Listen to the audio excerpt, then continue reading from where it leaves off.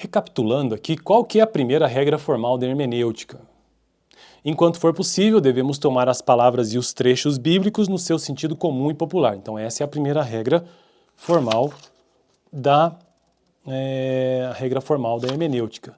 Diferente da regra fundamental da hermenêutica e sua aplicação, né? Que a Bíblia o texto bíblico é o texto é o seu próprio intérprete. Mas estamos falando aqui a primeira regra formal e não a regra fundamental hermenêutica e sua aplicação,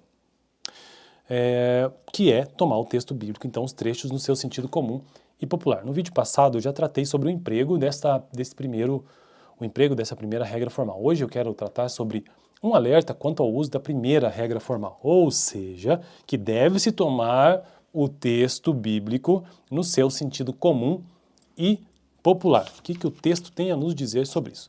Lembrando que eu estou construindo nesse canal uma playlist sobre hermenêutica, que nada mais é do que a arte de interpretar texto. Temos hermenêutica no mundo jurídico, temos hermenêutica na filosofia. Eu mesmo lá na minha faculdade de Direito eu tenho hermenêutica, que se chama hermenêutica jurídica, a arte de interpretar textos jurídicos. Mas nesse vídeo aqui eu estou tratando sobre hermenêutica na teologia, então a arte de interpretar textos bíblicos. E aí existe, claro, toda uma ciência por detrás disso. Então vamos lá.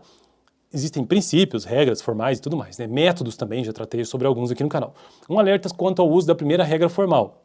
Repetindo, né, que é tomar as palavras e os trechos bíblicos no seu sentido comum e popular.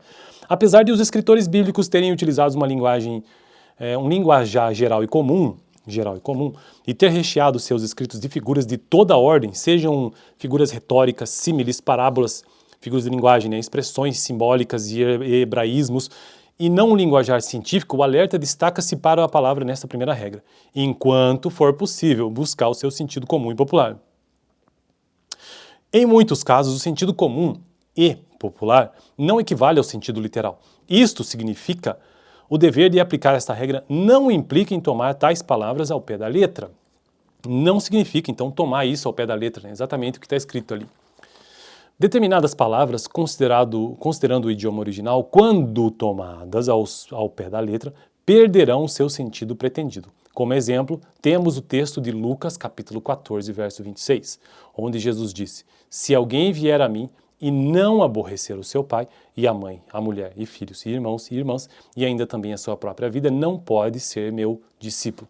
Aparentemente, a aparente contradição desaparece quando levamos em consideração os hebraísmos, neste caso o uso de palavras enérgicas como amar e aborrecer, nas comparações e nas preferências. Desta forma, o texto teria o sentido real de quem ama o pai ou a mãe mais do que a mim, não é digno de mim. Então, na verdade, eu não estou levando esse texto ao pé da letra, como de fato ele diz, né? Quem não aborrecer, ou seja, quem não deixar o seu pai não é digno de mim. Não é exatamente isso que ele está querendo nos dizer, é que você pode até fazer essa interpretação, mas a interpretação mais condizente seria isso: o amor ao pai ou à mãe não pode ser maior do que o amor ao Senhor. É basicamente isso que ele está nos dizendo. Beleza, então esse foi o vídeo de hoje. Um alerta para o uso da primeira regra formal, ou seja, levar em conta as palavras e os trechos do texto bíblico no seu sentido comum e popular. Nem sempre dá para fazer isso no sentido literal. Valeu!